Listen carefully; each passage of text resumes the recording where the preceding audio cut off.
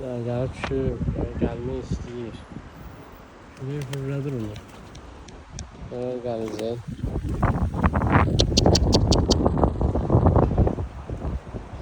Gəlsin.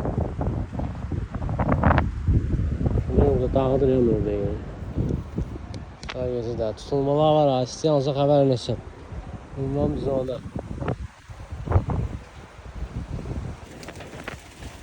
Söküləmişik şu dağda ama. Yani gəlib düşür, baxır burada. Yani saxsağan da çıxmışıq. Sağ gezilir. Her yanda poylamız var. Kırmızı damımız var. Ərmiş evimiz var. Torpaq poyla var. Kuş geldi. Har istəyir bura düşür. Burada diyanı qəşəng. Yemi də qoyulur bura.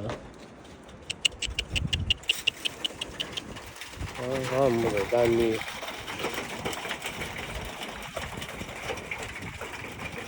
Benliğim lazım. Kuş bura bakır, bura bakır. Hara hoşuna geldi oraya düşür. Damladır bakır. Torpağa bakmayan bura dama geldi. Dama bakmayan torpağa geldi. Gezirler de ya. Baksana burada şurayı dağılmıyor.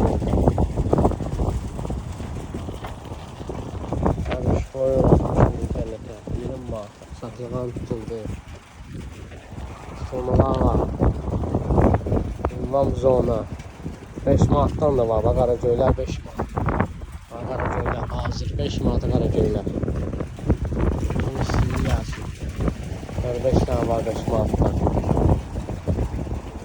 Gəlib düşüblərlə qənətlidir. Öyle leyli var. Çıplaq var, dolaq var.